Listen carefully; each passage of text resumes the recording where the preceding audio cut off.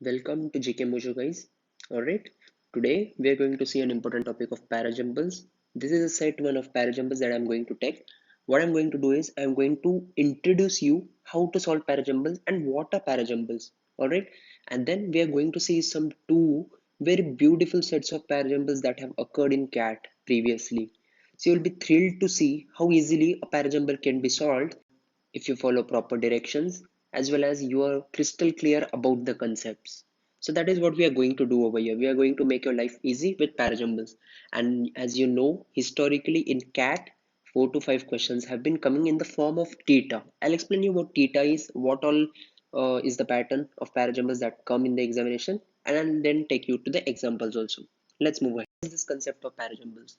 So basically, what parajumbles means is you'll be given a set of sentences 1, 2, 3, 4, 5, and they will be forming a coherent paragraph if they are arranged in proper order. So what they'll do is they'll mix up all the sentences. All right, this will be mixed up sentences. What you have to do is you'll be given a box. You'll be given a box, and in that box you'll have to input the correct order, of these sentences, which will make a coherent paragraph. All right, I hope you're understanding. So there will be mixed up sentences and you have to arrange them in a proper paragraph which makes sense, which is coherent in nature. So how should we find out what is the starter, what is the end sentence, which sentence will come after which sentence? Like how to form a coherent paragraph? Very easy. Follow the general to specific rule first, which means that you should move from an introductory sentence to the one that gives more specific details. All right, so try to find sentences which introduces a topic, or person, or an idea. This will be the opening sentence. All right, so first step is opening sentence, which is the most generalistic sentence. All right, also you could try finding the closing sentence. This sentence will generally be concluding statement. All right, it will not introduce a new idea but would conclude something. So concluding statement should be your last one always.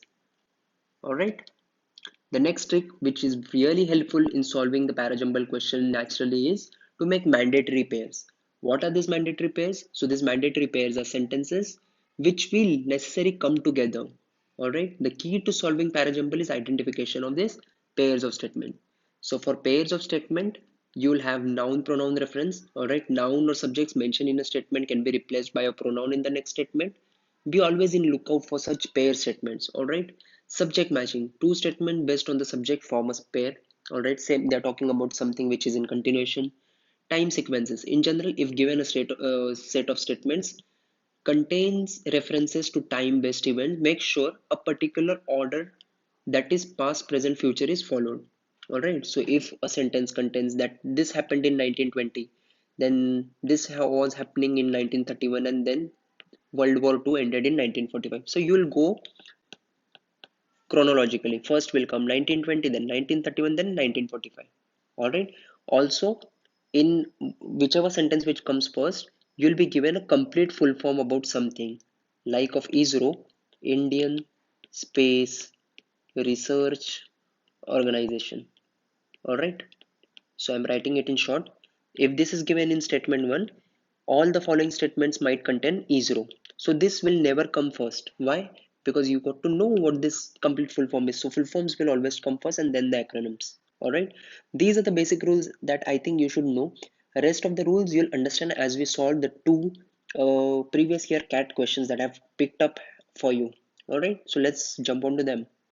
So this is what a typical parajumble question looks like in your CAT paper. All right.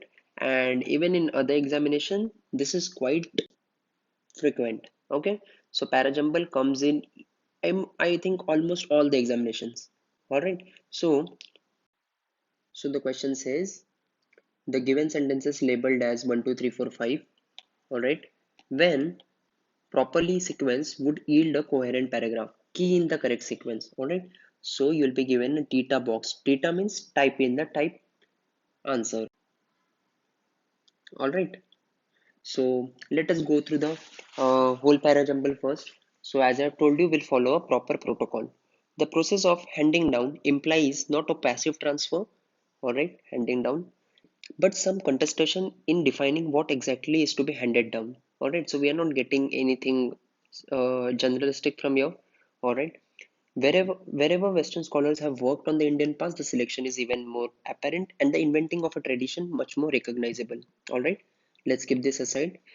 Every generation selects what it requires from the past and makes its innovation some more than other. All right. So this and this sentence is somewhat connected. We'll come back to it later. It is now a truism to say that traditions are not handed down unchanged but are invented. See this handed down and this handing down. So definitely 4-1 forms a pair, a mandatory pair. Alright. Definitely this 4 will come first and this process of handing down is being explained over here.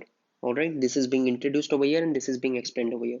Similarly, if you see 3-2 is also a link. 3 states that every generation selects what is required from the past to make innovation, and 2 adds to this, stating that selection is apparent wherever Western scholars have worked on Indian past.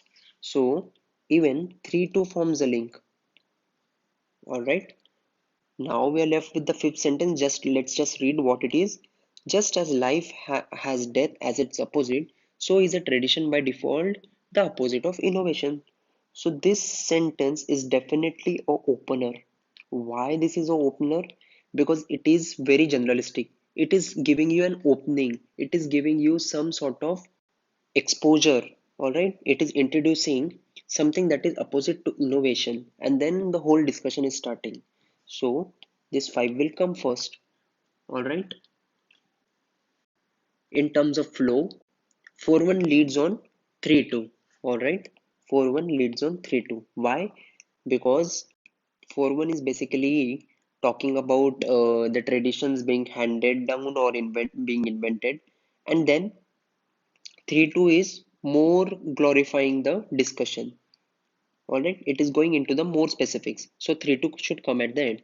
Hence, the answer to this parajumble should be 5-4-1-3-2. All right. So let us have a look at this parajumble. I think this is very easy. All right. So first we'll read fast and then we'll figure out what should come where. Scientists have for the first time managed to edit genes in human embryo. All right, to repair a genetic mutation, fueling hopes that such procedure may one day be available outside laboratory condition. Definitely this sentence can be our opener. Just keep it aside. Alright. Second sentence. The cardiac disease causes sudden death in otherwise healthy young athletes and affects about 1 in 500. So this is talking about some cardiac disease. We do not know what this cardiac disease is as yet. Alright. Correcting the mutation in the gene would not only ensure that the child is healthy, but also prevent the transmission of mutation to future generation. This is kind of a concluding type. They are giving a conclusion that it would not only ensure but also prevent. Correct? Fourth sentence. It is caused by a mutation in a particular gene and the child will suffer from condition even if it inherits only one copy of the mutated gene. This is again talking about that same disease which we encountered in sentence 2. Alright, so keep it aside. In the results announced in Nature this week, scientists fixed a mutation that thickens the heart muscle, a condition known as hypertrophic cardiomyopathy. So, this is the disease that we were talking about for so long. Alright, so definitely after reading all the sentences, we can say that scientists have for the first time managed to edit genes in human embryo. Alright, so this is kind of giving an introduction to the topic. Correct? So one is the best opening sentence. One is the best opening sentence. And this should be linked with 5 because this is introducing the disease. And as I've already told you, the name of the disease should come first and then later all the things should come. Alright?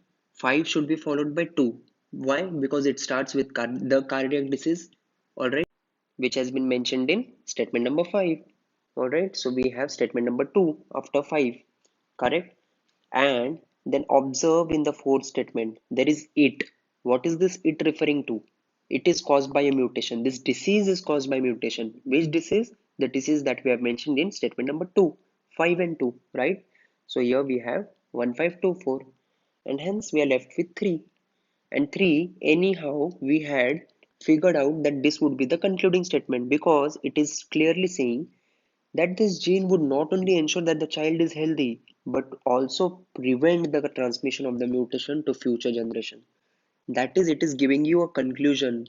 It is giving you a final thing that if we do this, this will happen. Hence 15243 is the correct answer that you should input in the box. So you see, if you follow a proper protocol, proper method, you will be able to solve all the parajumbles questions in no time. All right. I hope you have understood this. So that's all in this video. Please visit us at gkmojo.com. Thank you.